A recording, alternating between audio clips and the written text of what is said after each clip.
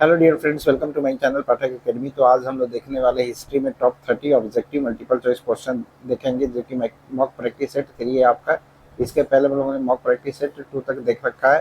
तो ये video lecture सारे कॉम्पिटिटिव एग्जामिनेशन वाले एस्पिरेंट के लिए वीडियो लेक्चर बेनिफिशियल होने वाला है, चाहे आप बीपीएससी तैयारी 4 के एस्पिरेंट हो, क्लास 11-12 के एस्पिरेंट हो, जो कि क्लास 11-12 के लिए शिक्षक का एग्जाम देने वाले हैं बीपीएससी तैयारी 4 में, उनके लिए तो ये वीडियो लेक्चर बेनिफिशियल है ही। साथ ही आपकी बीपीएससी तैयारी 4 के 1 से 5 के लिए भी इम्पॉर्टेंट, क्योंकि हिस्ट्री सभी में पूछी जाती है, जीके सेक्शन तो सब में कॉमन होता है। ठीक है, तो बीपीएससी तैयारी 4 वाले स्टूडेंट के लिए वीडियो लेक्चर बेनिफिशियल होने वाला है। साथ ही अगर आप एसएससी के किसी भी एग्जाम की तैयारी कर रहे हैं, रेलवे की किसी भी एग्जाम की तैयारी कर रहे हैं, इसके अलावा और भी जो कम्पिटेटिव एग्जामिनेशन है उसकी अगर आप तैयारी कर रहे हैं, तो ये सारे कम्पिटेटिव एग्जामिनेशन के लिए बेनिफिशियल होने वाला है। तो यहाँ पे डेली हम लोग क्या करते हैं, 30 ऑब्जेक्टिव मल्टीपल चॉइस क्वेश्चन को सॉल्व करते हैं। तो एक बार क्या करिए, वीडियो लेक्चर शुरू होने से पहले आप लोग एक बार वीडियो लेक्चर को लाइक कर दीजिए, दोस्तों के बीच ज़्यादा से ज़्यादा शेयर करिए, और जो इस चैनल पर नए हैं चैनल को सब्सक्राइब करना ना भूलें, और साथ ही बेल आइकन बटन को भी प्रेस करना ना भूलें, जिससे कि जो भी नए वीडियो का नोटिफिकेशन हो वो आप तक पहले पहुंच सके। तो चलिए देर में करते हैं, वीडियो लेक्चर की शुरुआत करते हैं। तो प्रश्न संख्या 1 है हमारे पास कि हड़प्पा सभ्यता स्थल से नृत्य करती हुई लड़की की कांस्य प्रतिमा कहाँ प्राप्त हुई है? हड़प्पा में, मोहनजोदड़ो में, लोथल में, या कालीबंगा में? तो इसका करेक्ट आंसर हो जाएगा मोहनजोदड़ो। क्या हो जाएगा?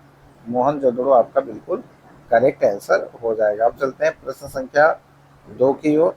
तो प्रश्न संख्या 2 है हमारे पास कि ऋग्वेद में सर्वाधिक बार उल्लिखित नदी कौन सी है?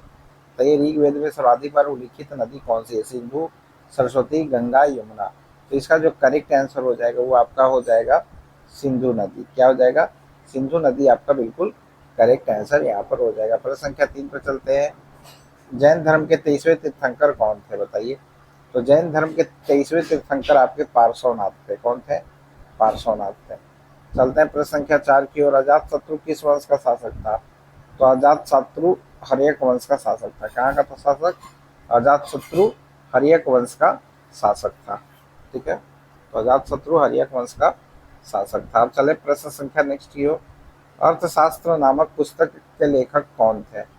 तो अर्थशास्त्र नामक पुस्तक के लेखक आपके कौटिल्य चाणक्य हैं। कौन है? कौटिल्य चाणक्य है। अब चलते हैं प्रश्न संख्या नेक्स्ट पे। प्रश्न संख्या नेक्स्ट है हमारे पास,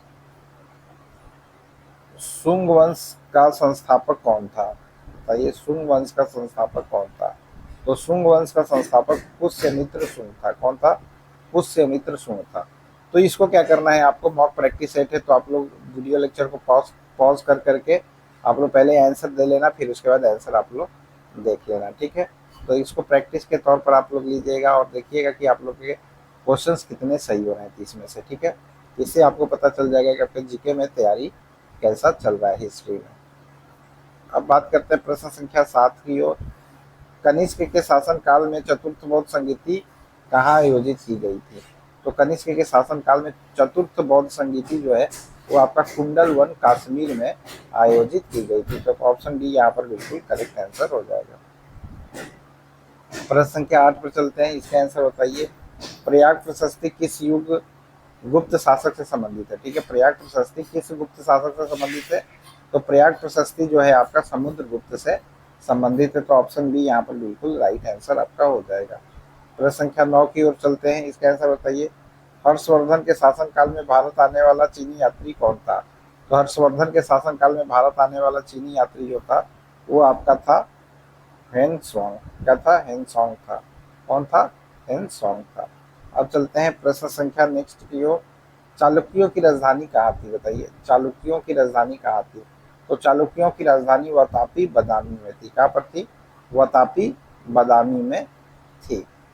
तो एक बार आप लोग एक बार वीडियो लेक्चर को लाइक कर दीजिए, दोस्तों के बीच ज़्यादा से ज़्यादा शेयर करिए, और जो इस चैनल पर नए हैं चैनल को सब्सक्राइब करना ना भूलें, और साथ ही बेल आइकन बटन को भी प्रेस करना ना भूलें, जिससे कि जो भी नए वीडियो का नोटिफिकेशन हो वो आप तक पहले पहुंच सके। ठीक है, और ज़्यादा से ज़्यादा आप लोग वीडियो लेक्चर को सपोर्ट करिए। ठीक है, और चैनल को भी ज़्यादा से ज़्यादा सपोर्ट करिए। अब बात करते हैं प्रश्न संख्या 11 की ओर चलते हैं। तो प्रश्न संख्या 11, खजुराहो के मंदिर का निर्माण किसने करवाया था? तो खजुराहो के मंदिर का निर्माण किसने करवाया था? तो खजुराहो के मंदिरों का निर्माण चंदेल शासकों ने करवाया था। किसने करवाया था? चंदेल शासकों ने करवाया था। अब चलते हैं प्रश्न संख्या नेक्स्ट पे। अल बिरूनी किसके साथ भारत आया था? तो अल बिरूनी महमूद गजनवी के साथ भारत आया था। तो ऑप्शन ए आपका यहाँ पर बिल्कुल सही हो जाएगा। प्रश्न संख्या 13 पे चलते हैं। तराइन का द्वितीय युद्ध 1192 ईस्वी किसके बीच लड़ा गया था? तो तराइन का द्वितीय युद्ध 1192 में लड़ा गया था। किसके बीच लड़ा गया था? मोहम्मद गौरी और पृथ्वीराज चौहान के बीच में लड़ा गया था। तो ऑप्शन ए आपका यहाँ पर बिल्कुल राइट आंसर हो जाएगा। तो ये बहुत ही इंपॉर्टेंट क्वेश्चन है आपके, ठीक है, एग्जामिनेशन पॉइंट ऑफ व्यू से बहुत ही आपके लिए इंपॉर्टेंट हो सकते हैं। तो इस वीडियो लेक्चर को आप लोग ज़्यादा से ज़्यादा देखिए, ज़्यादा से ज़्यादा दोस्तों के बीच शेयर करिए और अपने तैयारी में एक एक सेट ऐड करते चलिए, ठीक है, जिससे कि आपको बहुत फायदा होगा। एग्ज़ाम जब आप देने जाओगे तो आपको क्वेश्चंस लगभग समझ लो कि यहाँ से ही देखने को मिलेंगे, ठीक है।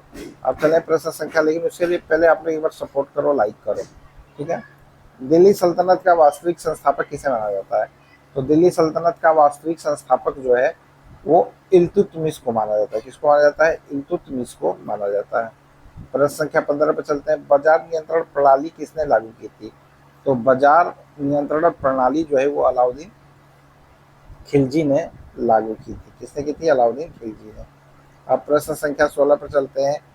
दीवाने अमीर कोही नामक कृषि विभाग की स्थापना किसने की थी? तो दीवाने अमीर कोही नामक कृषि विभाग की स्थापना जो की थी वो मोहम्मद बिन तुगलक ने की थी, ठीक है। अब चलते हैं प्रश्न संख्या 1 मिनट, ठीक है। अब चलते हैं प्रश्न संख्या आपका नेक्स्ट पर। कहाँ गया क्वेश्चन?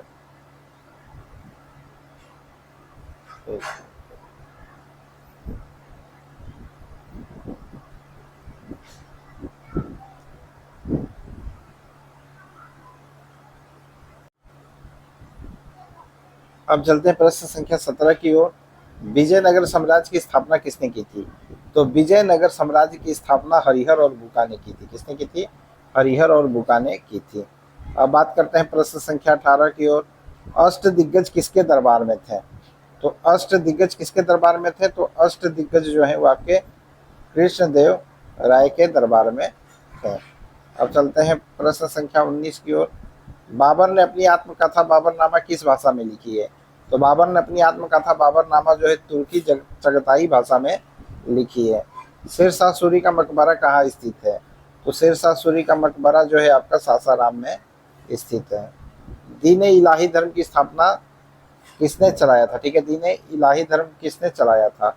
तो दीन-ए इलाही धर्म अकबर ने चलाया था। प्रश्न संख्या 22 पे चलते हैं। शिवाजी के अष्ट प्रधान में पेशवा का पद किससे संबंधित था? तो पेशवा का पद प्रधानमंत्री से संबंधित था। प्रश्न संख्या 23 पे चलते हैं। औरंगजेब ने किस सिख गुरु को फांसी दी थी? बताइए, औरंगजेब ने किस सिख गुरु को फांसी दी थी? तो गुरु तेग बहादुर को उसने फांसी दी थी। प्रश्न संख्या 24 पे चलते हैं। प्लासी का युद्ध 1757 ईस्वी किसके बीच लड़ा गया था? तो प्लासी का युद्ध 1757 रॉबर्ट क्लाइव और सिराजुद्दौला के बीच लड़ा गया था। अब चलते हैं प्रश्न संख्या 25 पर। स्थायी बंदोबस्त परमानेंट सेटलमेंट किसने लागू किया था? तो परमानेंट सेटलमेंट लॉर्ड कॉर्नवालिस ने लागू किया था।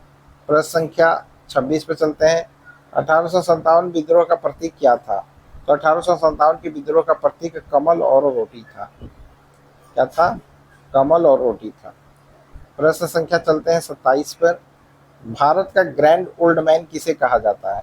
तो भारत का ग्रैंड ओल्ड मैन जो है वो दादा भाई नौरोजी को कहा जाता है। प्रश्न संख्या 28 की ओर चलते हैं। बंगाल का विभाजन कब हुआ था? तो बंगाल का विभाजन 1905 ईस्वी में हुआ था। प्रश्न संख्या 29 पे चलते हैं। असहयोग आंदोलन किस वर्ष शुरू किया गया था? तो असहयोग आंदोलन 1920 में शुरू किया गया था। अब चलते हैं वीडियो लेक्चर के लास्ट क्वेश्चन पे। करो या मरो नारा महात्मा गांधी ने किस आंदोलन के दौरान दिया था? तो ये भारत छोड़ो आंदोलन के समय महात्मा गांधी ने करो या मरो का नारा दिया था। तो ये रहे आपके पूरे most important top 30 objective multiple choice question जो कि आपके सारे कॉम्पिटिटिव एग्जामिनेशन के लिए बेनिफिशियल हो सकता है। तो आई होप आपके ये एग्जामिनेशन पॉइंट ऑफ व्यू से इंपॉर्टेंट हो। अगर ये वीडियो लेक्चर आपको अच्छा लगा हो तो एक बार आप लोग वीडियो लेक्चर को लाइक कर दीजिए, दोस्तों के बीच ज़्यादा से ज़्यादा शेयर करिए, और जो इस चैनल पर नए हैं चैनल को सब्सक्राइब करना ना भूलें, और साथ ही बेल आइकन बटन को भी प्रेस करना ना भूलें, जिससे कि जो भी नई वीडियो का नोटिफिकेशन हो वो आप तक पहले पहुंच सके। तो मिलते हैं आपको नेक्स्ट वीडियो लेक्चर में, तब तक के लिए बाय बाय, जय हिंद, जय भारत।